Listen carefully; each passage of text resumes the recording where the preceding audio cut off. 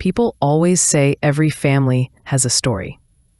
Ours just happened to be one we never wanted to tell. We looked like a normal American family. 2 parents, 2 kids, a nice house in the suburbs, a golden retriever who barked at the mailman every morning. But pictures don't tell you the truth, do they? They don't show the nights when everyone's in a different room, doors closed, hearts miles apart. My brother Ethan and I grew up in a home where everything looked fine on the outside. Mom was a marketing manager, Dad an engineer. Both were ambitious, hardworking, the kind of people who believed that a bigger paycheck meant a better life.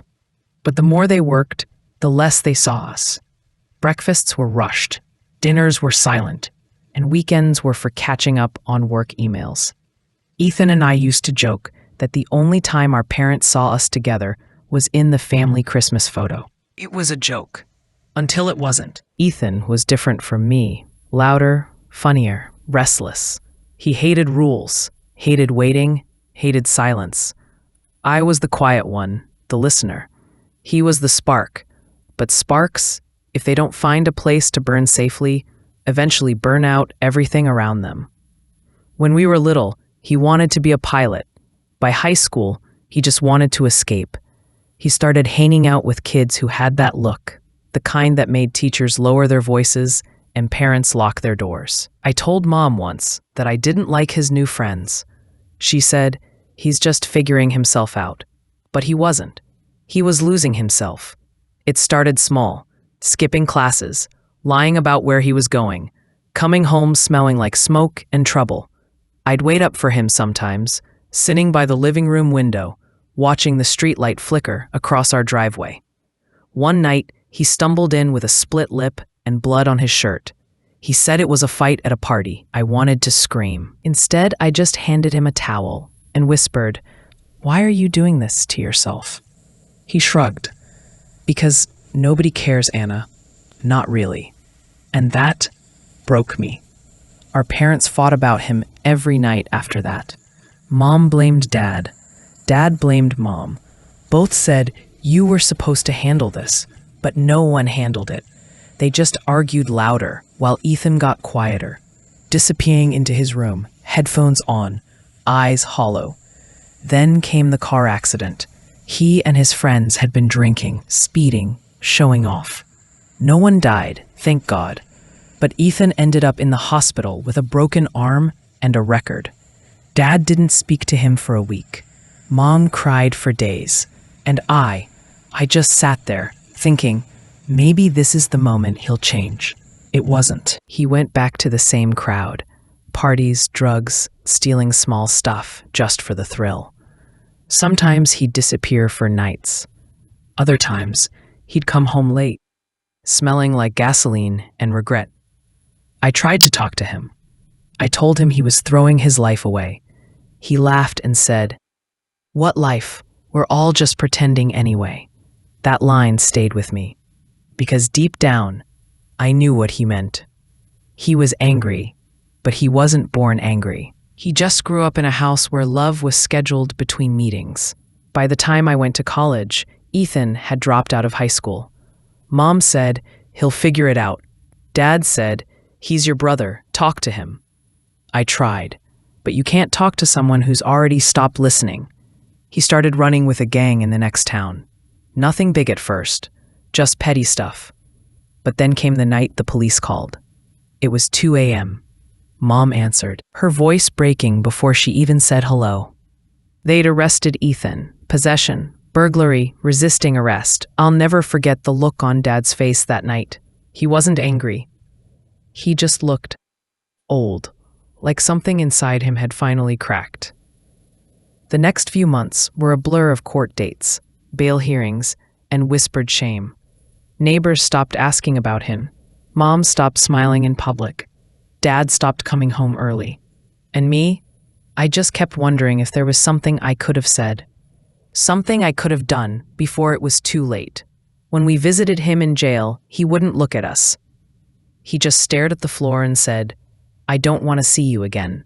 Mom cried the whole drive home. Dad kept his eyes on the road, jaw clenched, saying nothing. That silence was worse than any words. Months passed. Ethan refused our letters, our calls, everything.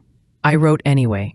Long letters about childhood memories, about mom's cooking, about the neighbor's new puppy. He never replied. One day, a letter came from the prison. It wasn't from Ethan. It was from a counselor. She said he'd been in therapy, that he was starting to face what he'd done, that he still didn't want contact, but he was listening. That word, listening, gave me hope. Years later, I still think about him. I wonder if he remembers those summer mornings when we'd ride bikes to the park, when he'd steal popsicles from the freezer and blame me. I wonder if he ever thinks about Mom's birthday dinners or Dad's old jokes, or how we used to laugh until our sides hurt. But mostly, I wonder if he ever forgave us. Because here's the truth no one tells you. When a child goes down the wrong path, it's never just one person's fault. It's 1,000 small moments, missed dinners, broken promises, maybe laters, and not nows. Silence when there should have been listening. Rules when there should have been love. Ethan didn't become who he was overnight. He became that way slowly, while everyone was busy doing everything else. Now I work with teenagers, kids like him. Some lost, some angry, some still fighting for a chance. And every time I look at one of them, I see my brother. Not the criminal, the boy who used to laugh too loud and dream too big. Mom and Dad, they're different now too. Mom volunteers at a youth center on weekends. Dad started coaching at-risk kids in baseball. They still carry the weight, but they've learned something. That love has to show up now, not when it's convenient, not when things go wrong. Sometimes I drive past the old jail on the outskirts of town. It's been years since we saw him.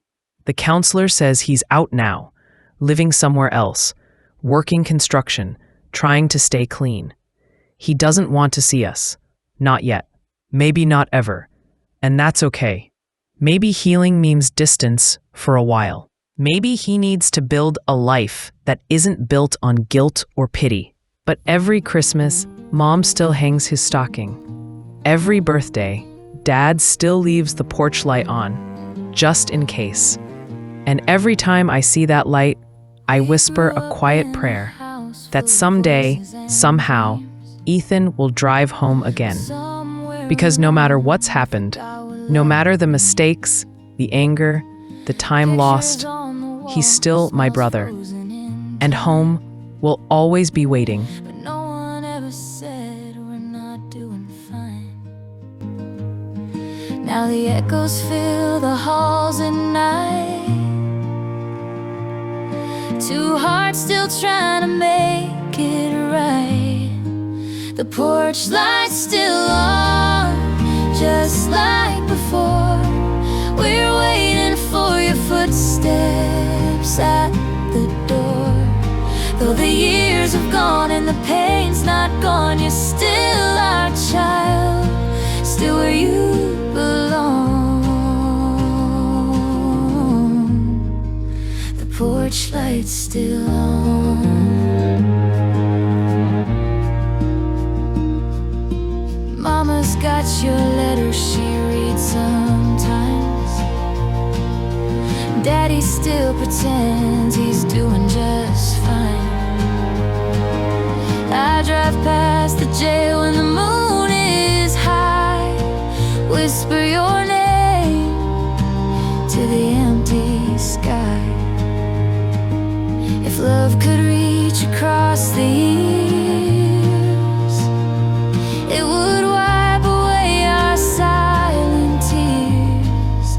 The porch light's still on, just like before. We're waiting for your footsteps at the door. Though the road was dark and the nights were long, you're still our home, you're still our song. The porch light's still on. Maybe someday when the hurt is gone,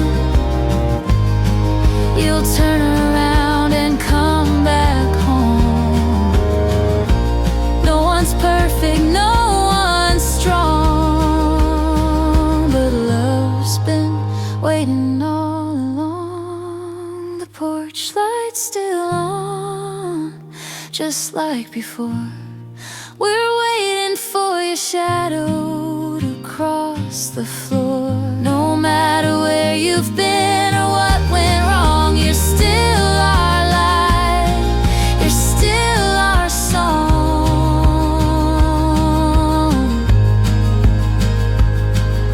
And every night till the break of dawn,